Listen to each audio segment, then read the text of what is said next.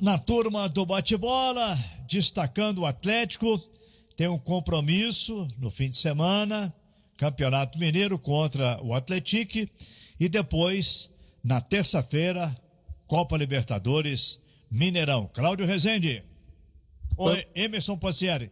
Boa noite, Emanuel. Boa noite, Léo, aqui nos acompanha na turma do bate-bola. O Atlético voltando neste instante para Belo Horizonte.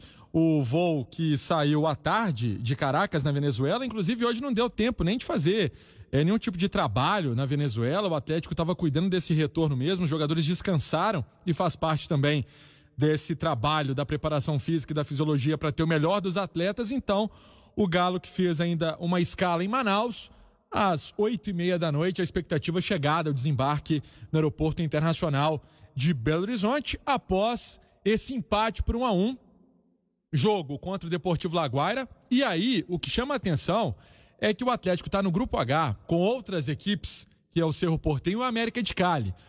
O América de Cali perdeu em casa para o Cerro Porteño por 2-0. E o América de Cali é o próximo adversário do Galo. Esse jogo que vai ser disputado na terça-feira. A partida teve uma alteração de horário, inclusive. O jogo seria às 9h30. Uma partida agora, a partida vai ser disputada às 7h15 da noite no Mineirão. E o Atlético, como colocou muito bem o Emanuel em manchete, sinal de alerta ligado. Por que sinal de alerta ligado? Precisa vencer. Não tem outro resultado no caminho do Galo, a não ser um resultado positivo depois daquele jogo com 60 cruzamentos na área, hein, Léo Figueiredo? Ô, Pancieri, eu acompanhei boa parte do jogo do América de Cali contra o Cerro Porteño. O Cerro Porteño é um time muito bem organizado. Você já havia citado o Matheus Gonçalves, né? Que ponta veloz, o goleiro Jean tá lá também. Fez estreia ontem. O Bocelli, que estava no Corinthians até outro dia.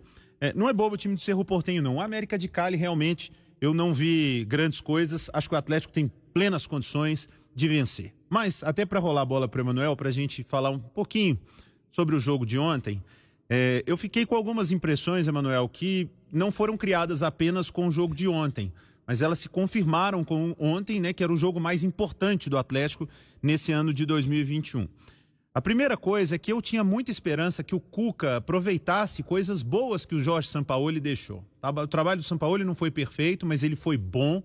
E eu tinha esperança de que o Atlético ainda continuasse com algumas situações de jogo que o Sampaoli criou muito bem nessa equipe. Pelo jeito, elas já foram completamente desconstruídas. O Atlético não joga nem de forma próxima ao que jogava com o Sampaoli. Mas ficaram as falhas. As falhas da defesa, a falta de marcação no meio-campo, a lentidão de Alan e Hever para marcar, isso ficou.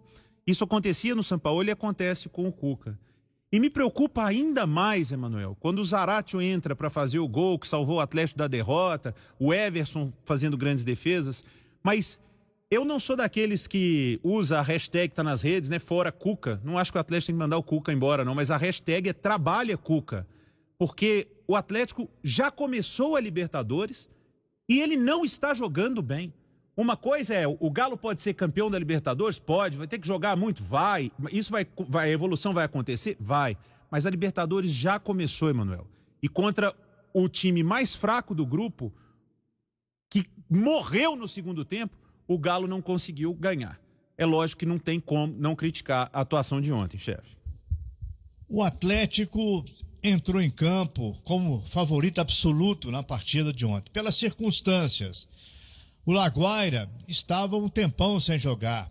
Os jogadores estavam com pneuzinho na cintura. O time está precisando perder peso. Mesmo assim, mostrou um entrosamento, um projeto de jogo muito melhor do que o do Atlético.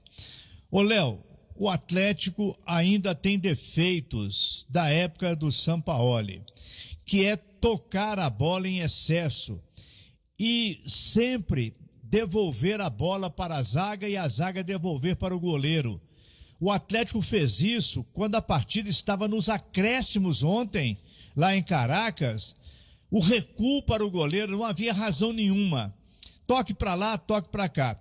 E um futebol que tem superfície, já falamos isso 1000 vezes aqui, mas não tem profundidade. Não há um atacante definido. O Atlético já tentou, Sacha já tentou Tardelli, numa outra partida aí, está tentando Vargas, talvez vá tentar também o Hulk.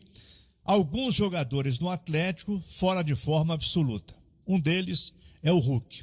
Não há, por enquanto, até que o Hulk treine, jogue, condições dele ser titular no time do Atlético, entrar para resolver uma situação que estava difícil ontem em Caracas. Eu sei que há uma implicância muito grande de parte da torcida do Atlético em cima do goleiro Everson, mas para mim não foi o Nacho. O melhor jogador em campo ontem foi o goleiro do Atlético. Lances decisivos. E o segundo melhor foi o goleiro Ouces, o goleiro do Laguaira. O jogo teve alternâncias, o Atlético um pouquinho melhor em alguns instantes, depois o time local, no final o Atlético pressionou, mas aquela alteração de Natan, entra Marrone vai lá para a ponta esquerda, ele sempre recebe uma bola quando o marcador está muito perto, ele devolve a bola para o lateral. O Atlético está muito igual, está muito previsível.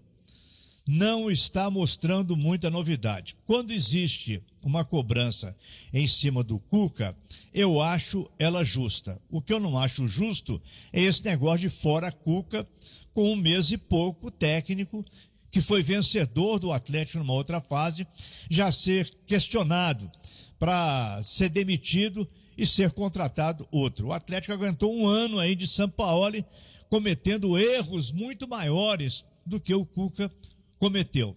Mas o time ficou devendo, a forma de jogar, principalmente aquilo que sempre falamos, o meio-campo do Atlético é totalmente vulnerável. Não há marcação. O Alan está numa fase muito ruim. A marcação do Guga pela direita também, não é que o Guga seja mau jogador, mas ele não consegue definir a hora de atacar, a hora de defender.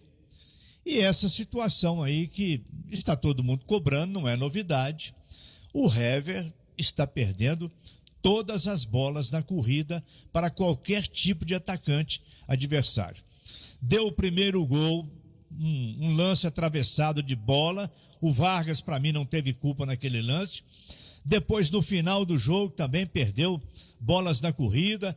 O Hulk quase deu um gol para o time local. O Atlético está desarrumado. A verdade é essa. E a torcida tem razão em ficar preocupada. É apenas um jogo. Empatar fora de casa não é o pior dos mundos, mas da maneira como o Atlético jogou ontem, esteve perto de perder essa primeira partida pela Copa Libertadores da América. O time ainda precisa se acertar. E olha, um zagueiro urgente para o Atlético sonhar com alguma coisa em Copa do Brasil, Campeonato Brasileiro e Copa Libertadores da América. Emanuel, e dentro dessa linha que você comentou, o trabalho na Cidade do Galo vai começar amanhã, pensando nesse jogo da Libertadores, e tem que ser importante trazer essa informação, porque são 2 momentos distintos.